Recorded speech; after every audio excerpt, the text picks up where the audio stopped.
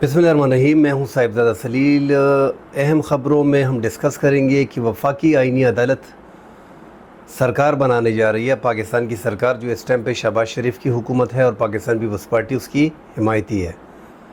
इन्होंने फ़ैसला कर लिया है कि जैसे ही फ़ारम से ये जो सेनेटर गए हैं, वज़ीर आज़म साहब गए हैं, उनकी काबीना के साथ अरकान गए हैं और कौमी असम्बली के कुछ मेंबरान जो मुल्क से बाहर हैं, जैसे ही वापस आएंगे तो ये कोशिश करेंगे कि 10 अक्टूबर तक किसी भी तौर पे वफाकी आइनी अदालत कायम कर दी जाए, मतलब आइन में तरामीम कर दी जाए। आइन में तरामीम करने के लिए मौलाना फजल रहमान साहब को आराम किया जा रहा है और मौलाना फजल रहमान साहब ने एक दो बयानात ऐसे भी दिए हैं जिससे लग रहा है कि वो वफाकी आइनी अदालत के हक़ में हैं, मगर थोड़ा सा इख्तिलाफ़ है कि जजेस कैसे होंगे, किस तरीके से होंगे, तोसी दी जाएगी, तोसी नहीं दी जाएगी।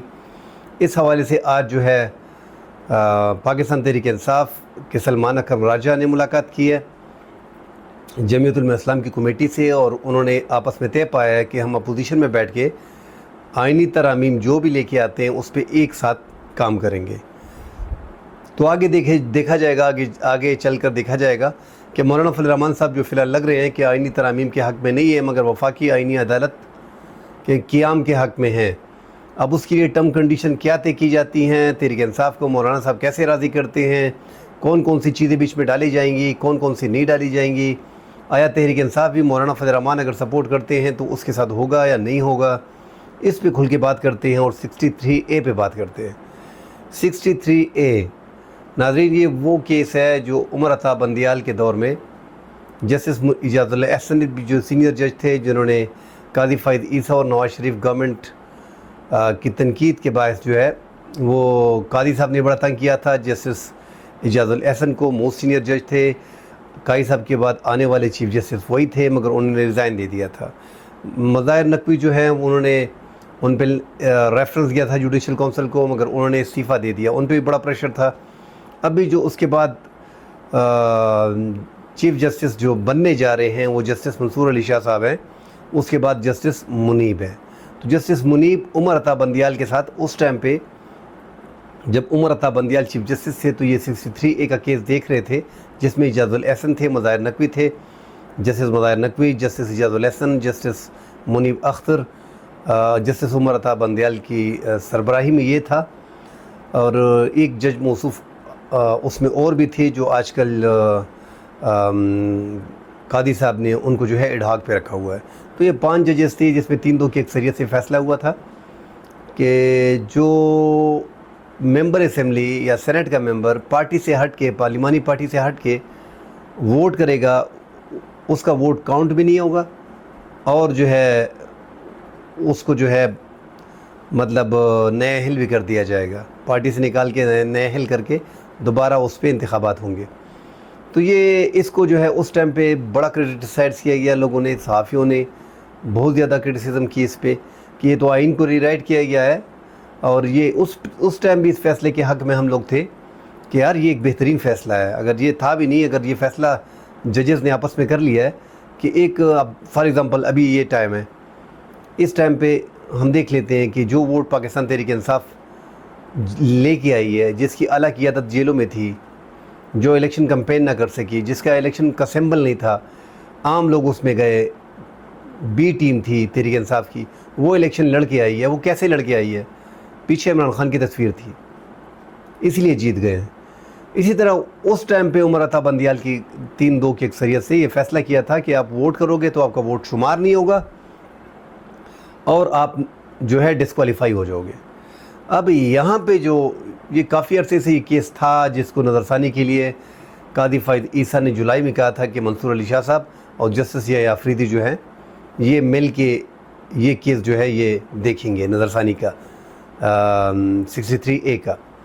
मगर अभी ये पूरा प्रोसेस जो हम देखते हैं कि यार आइनी तरामीम जो सदर ने आर्डीनेंस के ज़रिए एक आर्डीनेंस पास किया और चीफ जस्टिस कादी फ़ाइद ईसा ने प्रैक्टिस एंड प्रोसीजर एक्ट में तब्दीली के लिए जो आर्डीनेंस सदर ने पास किया उस पर फ़ौरी अमल करते हुए 10 मिनट के अंदर अंदर अपने मनपसंद जज, अपने हम ख्याल जज जस्टिस अमीरुद्दीन को बीच में शामिल कर दिया और जस्टिस मुनीब अख्तर जो मोस्ट सीनियर जज थे उनको बाहर कर दिया।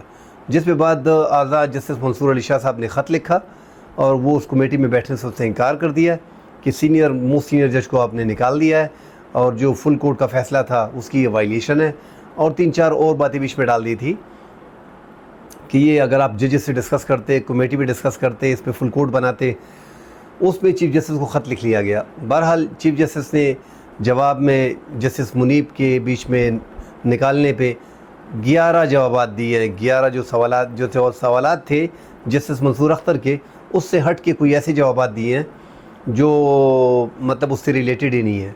वो उसकी ज़ात से रिलेटेड हैं कि वो गर्मियों में छुट्टियां उसने की हैं, उसने जो एडहॉक के 2 जजेस थे उसको आइनी केसेस में उसको नहीं बिठा रहे। तो ये एक ऐसी चीज़ें थी कि वो जो है प्रैक्टिस एंड प्रोसीजर एक्ट में नज़रसानी केस नहीं लगा रहे थे। तो ऐसी ऐसी बातें वो कर रहे हैं जिसमें कई सबको खुद ही फैसला था। बहरहाल 30 सितंबर को 60A3 का पीर के दिन जो है 5 रुकनी हम ख्याल बेंच जो चीफ जस्टिस कादी फाइज ईसा ने बिठा दिया है, और कोशिश की जा रही है ये जो प्रैक्टिस एंड प्रोसीजर एक्ट में जो सदारती आर्डिनेंस के थ्रू चेंज आया है, ये भी इसीलिए आया है कि महसूस नशिस्तें उस पर नज़रसानी और 63A इस पर नज़रसानी हो जाए ताकि हुकूमत का काम जो है वो पूरा हो जाए। इस टाइम पे कादी फाइज ईसा के जाने में 29 दिन रह गए हैं, जिसमें 19 वर्किंग डेज़ शामिल हैं। 19 वर्किंग डेज़ चीफ जस्टिस कादी फाइज ईसा के हैं, उसके बावजूद वो इतने अहम केस में ख़ुद बैठ रहे हैं, अपने हम ख्याल जजों को बैठा रहे हैं। इसका मतलब कादी साहब जाने वाले नहीं हैं। अब ये जो 63A है, इसकी बेनिफिशरी ख़ुद कादी साहब भी हैं और सरकार भी है। अगर ये जस्टिस कादी फाइज ईसा 30 सितंबर को कोशिश कर लेते हैं कि यार ये जो है आइन को रीराइट किया गया था, और ये उमर था बंदयाल ने और जस्टिस मुनीब ने आइन को रीराइट करके ये आइन में था ही नहीं, इन्होंने डाल दिया है, इसलिए इस पर स्टे दी जाती है और आइन को असली शक्ल में लेके आते हैं। तो ये यही कहेंगे कि हमने 30 सितंबर को जो फ़ैसला किया है 63A ये कानून के मुताबिक किया है, और जो सबका फ़ैसला था उस पर स्टे दे दी है। तो जैसे ही स्टे मिलेगी तो पाकिस्तान तहरीक इंसाफ के बंदों को उठाना, हाउस ट्रेडिंग करना, ख़रीद व फ़रोख्त एक मंडी लग जाएगी। आप पैसों से वोट को ख़रीद सकेंगे, आप वोट डाल देंगे, आपको कोई कुछ नहीं कह सकता, आप पार्टी आपसे पूछ ही नहीं सकती।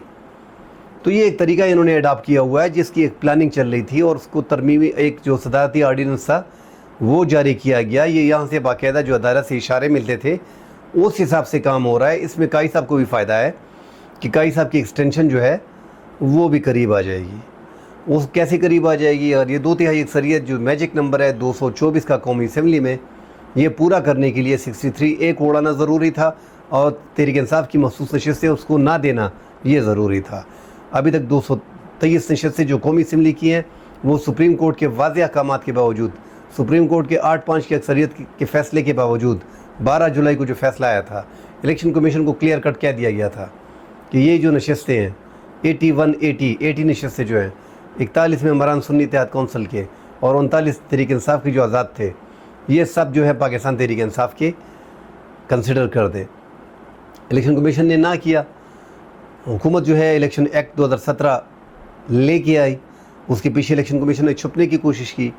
फिर बीच में 15 जुलाई को जो है वो बीच में नज़रसानी की दरख्वास्त डाल दी, उस पर इबहाम, उनका इबहाम था वो सुप्रीम कोर्ट ने दूर कर दिया। 24 सितंबर को सुप्रीम कोर्ट ने इनका इबहाम दूर कर दिया और इलेक्शन कमीशन को कह दिया कि आप ये जो साबका जो चेयरमैन थे, जब तक इंटर पार्टी इंतखाबात तहरीक इंसाफ के नहीं होते तो वही जो है बैरिस्टर गोहर उनके साइन से आप काम चलाएंगे, वही तरीक़ाकार है। जब तक इंटर पार्टी इंतखाबात में नए सदर नहीं आते, चेयरमैन नहीं आते, वही जो है इनकी अप्रूवल देगा। वो उसको इलेक्शन कमीशन फिर नहीं मान रही। अब उसकी और क्लियर कट कहा था इनको, इलेक्शन कमीशन को, कि आपने हुलिया बहाने नहीं बनाने, लालो लेत से काम नहीं लेना, ये जितना जल्दी मुमकिन हो सके सुप्रीम कोर्ट के ऑर्डर को फॉलो किया जाए, वरना आपके ख़िलाफ़ इंज़बाती कार्रवाई होगी, आपके ख़िलाफ़ सख्त कार्रवाई होगी। इशारा भी दे दिया था। उसके बावजूद इलेक्शन कमीशन का हम सबको पता है कि उसके सर पे हाथ है, हुकूमत और वो करीब क्यों है ये भी सबको पता है। उसके बावजूद वो हुलिया बहानों से काम ले रहा है। दोबारा अभी आज जो है फिर सुप्रीम कोर्ट में जो 14 सितंबर का फ़ैसला है उसको उस पर नज़रसानी के लिए कह दिया गया है। मतलब मखसूस नशस्तें पाकिस्तान तहरीक इंसाफ को नहीं देनी, समीउल्लाह से कलीमुल्लाह करना है, कलीमुल्लाह से समीउल्लाह करना है, मीटिंगें करनी है, अपने कानूनी वकलाओं से मुशावरत करनी है। ऐसा लग रहा है कि ये एक आइनी इदारा नहीं, एक तहरीक इंसाफ का मुखालिफ है और वो ये केस लड़ रहा है। भाई मुल्क की आला अदलिया ने इलेक्शन कमीशन को कह दिया है कि ये सीटें आप दे दें, ये एक तरीक़ाकार है, ये फैसला सुप्रीम कोर्ट ने कर दिया। इलेक्शन कमीशन को मनवान कबूल कर देना चाहिए। नहीं, इलेक्शन कमीशन नहीं मान रहा, वो मीटिंग पे मीटिंग खेल रहे हैं और सुप्रीम कोर्ट में नज़रसानियाँ कर रहे हैं और डाच कर रहे हैं सुप्रीम कोर्ट को। तब इस पर भी सख्त फैसला 8-5 ने जो किया था, फिर 8 जजेस की अक्सरियत से फिर फैसला आएगा दोबारा इलेक्शन कमीशन को। ये एक रिवायत कायम हो गई है, ये लग रही है, ये आगे चलेगी। मगर चूँकि अहम ख़बरें 2-3-4 इसमें और हैं कि वफाकी आइनी अदालत ये हुकूमत हर तरीके से बनाने जा रही है। अब वफाकी आइनी अदालत को अगर गौर से देखा जाए तो इस टाइम पे सुप्रीम कोर्ट में 52,900 केसेस हैं, ठीक है जी। और जो दीगर केसेस हैं वो 23-23.5 लाख पूरे जो अदलिया मतलब लोअर कोर्ट्स में हैं वो 23-23.5 लाख हैं। अब इन 22,900 केसेस में से आइनी केसेस जो हैं वो 180 है। उन 180 केसेस के लिए जो है सुप्रीम कोर्ट की फुल पावर ले ली जाएगी और इस वफाकी आइनी अदालत को दे दी जाएगी। 180 केसेस के लिए एक सुप्रीम कोर्ट से बढ़ के कोर्ट बनाई जा रही है, जिसका चीफ जस्टिस वज़ीर आज़म प्राइम मिनिस्टर साहब अपनी पार्टी से मशवरा करके, नवाज शरीफ से, शहबाज शरीफ से, मरियम बीबी से मशवरा करके जज का इंतखाब करेगी। फिर उस जज के साथ बैठ के कमेटी बनाई जाएगी। वो कमेटी जुडिशल काउंसिल कमेटी में बंदे ज़्यादा कर दिए जाएंगे। 2 वैसे भी वफाक के बीच में नुमाइंदे होते हैं, वज़ीर कानून और अटारनी जनरल, 2 बंदे हुकूमत के और डाल दिए जाएंगे, 4 हो जाएंगे, 2 अपोजिशन के डाल दिए जाएंगे। अपोजिशन के 2 डालने के साथ फ़र्क नहीं पड़ता। पुरानी कमेटी में भी हुकूमत की अक्सरियत थी, इस कमेटी में भी हुकूमत जो तरीके से ये बनाई जा रही है, इसमें जो एक्स चीफ होगा या चीफ जस्टिस होगा वो भी हुकूमत की साइड भी होगा। Pakistan bar council, supreme court bar council की तरफ से जो है वो अब भी हुकूमत के साथ है, और वज़ीर कानून और जो अटारनी जनरल है और चीफ जस्टिस सुप्रीम कोर्ट कादी फ़ायदी साहब। तो ये सारा एक गेम है। इसमें ये वफाकी आइनी अदालत को, जिसके पास 180 आइनी केसेस होंगे, उनको पावर इतनी दे दी जाएगी कि ये जो 2 लाख केसेस, ये जो 22-23 लाख केसेस पड़े हैं लोअर कोर्ट्स में, इनकी किसी को परवाह नहीं है। जो 52,900 केसेस सुप्रीम कोर्ट में पड़े हैं, इनकी भी परवाह नहीं है। परवाह है तो आइनी केसेस की है, जिसमें पार्टी को बैन किया जा सकता है, जिसमें फुल इख्तियारात इनके पास हो सकते हैं, जिसमें इमरान खान को आर्मी एक्ट के तहत हवाले कर दिया जाएगा, जिसमें पार्टी को मुकम्मल तौर पे उसका निशान लेने के बाद उसको पार्टी को बैन करके मुस्तकिल कर दिया, ख़त्म कर दिया जाएगा। ये तरीक़ाकार जो चलाया जा रहा है, क्योंकि इसमें इसकी बका है कि इमरान खान को जेल में 8-10 साल के लिए, 5-6 साल के लिए रखा जाए, क्योंकि इन अदालतों से इमरान खान को जेल नहीं हो सकती। 2 टोक मौक़िफ़ यही है। लाख चाहें आइनी तरामीम करनी इनकी मजबूरी है, क्योंकि ये 8 जज इनकी नज़रों में कटक रहे हैं। लाहौर हाई कोर्ट के 4 जजेस, 6 जजेस इस्लामाबाद हाई कोर्ट के जिन्होंने ख़त लिखा था, और सुप्रीम कोर्ट के ये 8 जजेस ये इनकी नज़र में कटक रहे हैं। अब इनको सीधा भी करना है, इनको इनकी औकात भी दिखानी है, इनको बताना भी है कि पावर आपसे कैसे छीननी है, आपकी एक हाई कोर्ट से दूसरे सूबे ट्रांसफ़र कैसे करानी है। तो ये दिखाना भी इनको है और अपना काम भी निकालना है।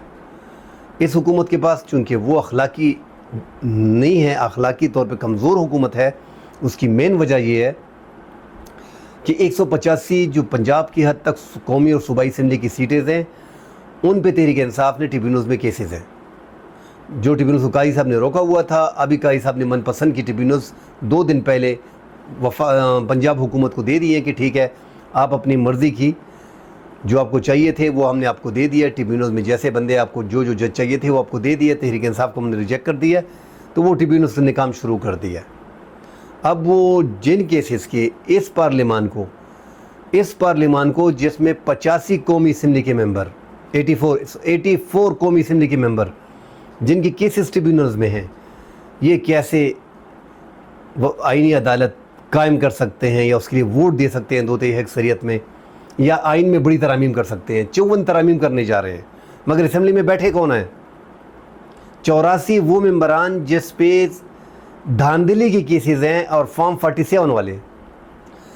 जब तक इन 84 कौमी असम्बली मेंबरान जो जीत के आए हैं फॉर्म 47 पे, जब तक इनके केसेस के फ़ैसले ट्रिब्यूनल्स में नहीं होते, इलेक्शन कमीशन में नहीं होते, इलेक्शन ट्रिब्यूनल्स में नहीं होते, हाई कोर्ट्स में नहीं होते, तब तक ये इनको लेजिस्लेशन के लिए ना कर देनी चाहिए। उसूली तौर पे ये होना चाहिए, ये अहल ही नहीं है तरमीम करने के। क्योंकि हमने देखा है कि 8 फरवरी को जो इलेक्शन था उसमें यही 84 लोग जो हैं ये 20-20 और 30-30 हज़ार की लीड से हार रहे थे। मगर चूंकि 9 फरवरी को रात को, 8 फरवरी की रात को, मतलब 1 से 1 जब बज जाता है तो 9 फरवरी हो जाता है। 3 बजे 9 फरवरी को मुस्लिम लीग नून को आगाह किया गया है कि आप खफा घर चले गए हैं, आपने अपनी शक्ल आईने में देख ली, आपकी ये हैसियत है, मगर आप फ़िक्र ना करें, आपकी हैसियत को हम बदलने जा रहे हैं, मगर जो हमने करना है वही हमने करना है। आपकी हुकूमत थी, ये आपकी हैसियत है, अब आपको हुकूमत दे दी जा रही है। मुस्लिम लीग राज़ी हो गई और उनको हुकूमत दे दी गई। तो ये हुकूमत इस पे खड़ी है। आप अंदाज़ा लगाओ कि 84 बंदे जो फॉर्म 47 पे हैं, जो 20-25-30 हज़ार की लीड से आ रहे थे, और 9 फरवरी को इनको जितवाया गया। फॉर्म 45 इनको दिए, फॉर्म 47 इनको दिए गए, और इनके केसेस ट्रिब्यूनल्स में चल रहे हैं। तो ऐसे बंदे लेजिस्लेशन नहीं कर सकते, ऐसे बंदे आइन में तरमीम नहीं कर सकते जब तक ये क्लियर ना हो जाए। अभी क्लियर करने का रास्ता भी काई साहब ने बड़ा आसान कर दिया इनके लिए। जो पंजाब के ट्रिब्यूनल्स 4 लगाए हैं, 8 ट्रिब्यूनल्स जो मलक शहजाद साहब जो साबिक chief justice Lahore high court थे, उन्होंने लगाए थे, तो उनके साथ झगड़ा चल रहा था। किसका झगड़ा चल रहा था? पंजाब हुकूमत का और इलेक्शन कमीशन का। इलेक्शन कमीशन उधर भी पार्टी बनी हुई थी ना कि हमें आइन के मुताबिक हम जिन जज चाह रहे हैं वो जज हमको देने हैं। जस्टिस मलिक शहजाद साहब नहीं दे रहे थे, उनके खिलाफ कंपेन की गई, उनको इतना मीडिया पे मतलब कंपेन उसके ख़िलाफ़ की गई, उनकी बेटी के ख़िलाफ़ कि ये केस उन्होंने किया है, ये केस उन्होंने किया है। सुप्रीम कोर्ट बार और पाकिस्तान बार काउंसिल की मदद से उनके ख़िलाफ़ मुज़ाहरे किए गए। आखिरकार उनको सुप्रीम कोर्ट लाना पड़ा। काई साहब ने होशियारी कर दी, हुकूमत ने होशियारी कर दी कि इसको जल्दी से लेके आओ सुप्रीम कोर्ट ताकि मसला हल हो जाए। उसको सुप्रीम कोर्ट लेके आए। यहाँ पे तीसरे नंबर की जज को एक नया तरीका निकाल दिया, तीसरे नंबर की जज को, क्योंकि सुप्रीम कोर्ट में जो तरीक़ाकार है उसके मुताबिक ही सारी हाई कोर्ट चलती हैं। 175A के तहत जो मोस्ट सीनियर जज होता है वो रिटायरमेंट चीफ जस्टिस की रिटायरमेंट के बाद जज बन जाता है। ये हाई कोर्ट्स में भी अप्लाई था, मगर चूँकि रूल्स रेगुलेशन में सिर्फ आइन में सुप्रीम कोर्ट की चीफ जस्टिस के लिए है, तो वहाँ पे क्या कर दिए कि 3 जजेस कर दिए। 3 जजेस का पैनल जाएगा, जिसमें आलिया नीलम को तीसरे नंबर से उठा के सुप्रीम लाहौर हाई कोर्ट का चीफ जस्टिस बना दिया गया। फिर वहाँ पे ट्रिब्यूनल्स और इलेक्शन कमीशन ने काई साहब के कहने पे इलेक्शन कमीशन गई, वहाँ पे आलिया नीलम से मुलाकात की। बाहर ख़बरें ये आ रही थी कि जस्टिस आलिया नीलम जो है वो डट गई हैं, और जो साबका चीफ जस्टिस मलिक शहजाद साहब ने 8 ट्रिब्यूनल्स लगाए थे उन पे वो डट गई हैं। मगर आखिरकार सुप्रीम कोर्ट में जो परसों हेयरिंग हुई उसमें पता चला, इलेक्शन कमीशन ने बता दिया कि हमने जो है Aliya Neelum chief justice Lahore high court की मर्ज़ी से उन 4 जजेस को हटा दिया है और 4 जजेस जो है लगा दिए ट्रिब्यूनल्स के लिए। तो काई साहब ने कहा अच्छा, अच्छे बच्चे बन गए हैं तो ठीक है, ओके जाएँ, आप आपका मसला हल हो गया है और आप वो ट्रिब्यूनल्स अभी काम करें। तो मनपसंद की ट्रिब्यूनल्स ले ली गई हैं। अब 4 जजेस तो मजीद डालनी है पंजाब में, वो रिटायर्ड जजों को डालेंगे ताकि ये धांधली जो हुई थी ये ख़त्म हो जाए। तो ये सारा यही मसला चल रहा है। 63A को ख़त्म करना, इसके पीछे क्या वजह हो सकती है? अच्छा भला कानून है कि एक बंदा पार्टी का वोट लेके आता है, पार्टी के लीडर उसको टिकट देते हैं, उस पार्टी से वो जीत के आता है। अगर वो गद्दारी करता है तो वो गद्दारी के ज़मरे में आएगा, उसको न अहल तस्वर किया जाएगा, उसका वोट शुमार नहीं होगा। अच्छा फैसला था। हुकूमत को इस टाइम पे ज़रूरत है 2/3 के लिए, उसके पास हुकूमत के पास तादाद बराबर नहीं है। 224 मैजिक फिगर है, हुकूमत के पास 213 बंदे हैं। 213 भी किस तरह दे के दिए हैं? चीफ जस्टिस कारी साहब ने 2-3 उठा के उनकी झोली में डाल दिए हैं, फिर भी 213 बन गए हैं। तो 7 और 4 11 बनने कम है। मौलाना फजल रहमान साहब के इस टाइम पे 8 वोट हैं कौमी असम्बली के। इन 8 वोटों को उनको अशद ज़रूरत है। अगर वो ना भी करते हैं तो हुकूमत इंतज़ाम कर रही है कि जैसे 63A को हम ख़त्म कर रहे हैं, वहाँ पे मखसूस नशिस्तें हैं, उनको उठा के किसी तरीके से 224 का मैजिक नंबर जो है अचीव कर लेंगे, हम आइनी तरामीम लेके आएंगे। 54 आइनी तरामीम लेके आ रहे हैं। इस टाइम पे सुप्रीम कोर्ट के 19 जजेस हैं, 7 मुस्तकिल हैं और जो 2 जो हैं वो एडहाक पे हैं। अब उनको उनकी तादाद को मज़ीद 5 या 7 जजों को लेके आ रहे हैं बीच में। दीगर हाई कोर्ट्स को पैक किया जा रहा है, मगर सुप्रीम कोर्ट की अहमियत को ख़त्म किया जा रहा है। अब जो आखिरी प्लान सामने आया है कि ठीक है हम ये आईनी तरामीम कर लेंगे और जो है सुप्रीम कोर्ट की चीफ जस्टिस मंसूर अली शाह ये इस पर लाओगे, हम वफाकी आईनी अदालत बना लेंगे, उसमें जस्टिस कादी फ़ाइज़ ईसा को लेके आएंगे। मौलाना साहब को इस पर राज़ी किया जा रहा है। मौलाना साहब जो है वो जस्टिस यही आफरीदी का नाम ले रहे हैं। अगर इसी तरह कर दिया गया तो वहाँ पे कादी फ़ाइज़ ईसा को मुकम्मल इख्तियारात देखे सुप्रीम कोर्ट को हाई कोर्ट बना दिया जाएगा, जिस तरह की दीगर हाई कोर्ट है। मतलब सुप्रीम कोर्ट को कोई पावर ही नहीं होगा, सारे इख्तियारात जहाँ पे काई साहब आईनी केसेस देखेंगे या जस्टिस जमालुद्दीन या जस्टिस अमीनुद्दीन, या तो जस्टिस अमीनुद्दीन को बिठाएंगे। उनका सबसे जो 90% ऑप्शन उनका है हुकूमत का, वो कादी फ़ाइज़ ईसा हैं। कादी फ़ाइज़ ईसा अगर नहीं होते तो जस्टिस अमीनुद्दीन को बिठाएंगे और सारी पावर जो है वो जस्टिस अमीनुद्दीन जो 5वें नंबर जज है सुप्रीम कोर्ट के, उनको बिठा के उनको दे दी जाएगी या काई साहब को दे दी जाएगी। और यहाँ पे जो है justice Mansoor Ali Shah supreme court के चीफ जस्टिस होंगे, मगर पावर उनके पास होगी नहीं। वहाँ पे अगर जस्टिस अमीनुद्दीन बैठे हैं या जस्टिस कादी फ़ाइज़ ईसा बैठे हैं, दोनों एक ही चीज़ है। दोनों में से किसी को भी रखते हैं तो एक ही चीज़ हुकूमत के लिए बनती है। वो कोई भी केस सुप्रीम कोर्ट में चल रहा है, हाई कोर्ट में चल रहा है, किसी भी कोर्ट से उठा के वफाकी आईनी अदालत उसको बंद कर सकती है और ख़ुद वो ले सकती है उस केस को। तो इतने इख्तियारात ये किस लिए दिए जा रहे हैं? जो अवाम की केसेस हैं वो 23 लाख हैं, उनकी किसी को परवाह नहीं है। सुप्रीम कोर्ट के अपने केसेस जो हैं वो 52,900 हैं, 53,000 केसेस हैं। 180 केसेस 182 केसेस जो हैं वफाकी आईनी अदालत के पास आईनी इस टाइम पे होंगे अगर ये बन जाती है। वो 180 केसेस के लिए इतनी पावर क्यों? हुकूमत को ज़रूरत है, हुकूमत डर रही है, इंतहाई कमज़ोर हुकूमत है, बड़ी परेशान हुकूमत है। 63A पे वार करना कि तहरीक इंसाफ के बंदों को तोड़ा जाए, हाफ फेडिंग की जाए, उनकी बहन बेटी को उठा लिया जाए, उनको अगवा कर लिया जाए ताकि ये लोग हमें वोट कर सकें। और पैसों का रास्ता भी ओपन हो गया है कि ख़रीदो फरोख्त मंडियाँ लग जाएंगी। तहरीक इंसाफ के बंदे जो वैसे ही हैं उनको पता है कि यार इमरान खान जेल में, इसके बाद पता नहीं टिकट देगा नहीं देगा, वैसे भी हम पे टप्पा लग रहा है कि ये गद्दारी कर रहा है, ये बिक रहा है, धड़ाम से वोट भेज देगा। 40 करोड़ में 50 करोड़ में वोट भेज देगा। उनको ज़रूरत है इस टाइम पे, 1 अरब का भी लोग ले लेते हैं इस टाइम पे। तो ये हो रहा है, पाकिस्तान के सिस्टम से खिलवाड़ हो रहा है, ये खिलवाड़ है। अब बेशक आईनी अदालत बनाए, एक तरीके से बनाए, मगर सुप्रीम कोर्ट की पावर को ख़त्म ना करें। बदकिस्मती से इस दौर में 2024 में सुप्रीम कोर्ट और Pakistan bar council, supreme bar council, supreme court bar council और पाकिस्तान बार काउंसिल, ये दोनों हुकूमत की जेब में है। यहाँ पे मसला ख़राब हो गया है, इसलिए तहरीक नहीं उठ रही, वकला इसलिए तकसीम है। और कादी फ़ाइज़ ईसा क्योंकि बेनिफिशरी हैं, वो सारे केसेस को अगर जोड़ा जाए, काई साहब के आने के बाद जितने भी केसेस उन्होंने हाथ में लिए उन सब को देखा जाए तो वो स्टार्ट से लेके आखिर तक लड़ रहे थे अपने लिए, लड़ रहे थे इस हुकूमत के लिए, इस हुकूमत को बचाने के लिए। इस इलेक्शन के प्रोसेस को जो हुआ है, जिस अंदाज में इलेक्शन हुआ है कि ये एक्सपोज ना हो जाए, ये खुल ना जाए, तो ये सब कुछ किया जा रहा है। ये बातें ज़्यादा हो जाएंगी, कल इंशाल्लाह अगले टॉपिक पे बात करेंगे। मगर वफाकी हुकूमत जो है इस टाइम पे 10 अक्टूबर तक हर तरीके से काई साहब की जाने से पहले आईनी तरामीम लेके आएंगी, उनको पास किया जाएगा, वफाकी आईनी अदालत बनाई जाएगी। उसमें अहम चीज़ें जो हैं, कादी फ़ाइज़ ईसा को मौलाना फजल रहमान साहब को राज़ी करते हैं तो ठीक, अगर राज़ी करते हैं मौलाना फजल रहमान साहब को तो फिर हो सकता है कि यही आफरीदी, जस्टिस यही आफरीदी, उसको वफाकी आईनी अदालत का सरबराह बना दिया जाए। अगर राज़ी नहीं करते हैं तो फिर जस्टिस कादी फ़ाइज़ ईसा को एक्सटेंड किया जाएगा, उसकी मुद्दत मुलाज़मत में तोसी हो जाएगी, साथ इलेक्शन कमीशन की मुद्दत में तोसी हो जाएगी। जो 25 जनवरी 2024 को रिटायर्ड हो रहे हैं उनको भी तोसी 5 साल की दे दी जाएगी, क्योंकि सेफ़ कर रहे हैं सब कुछ, वरना ये सब कुछ एक्सपोज हो जाएगा।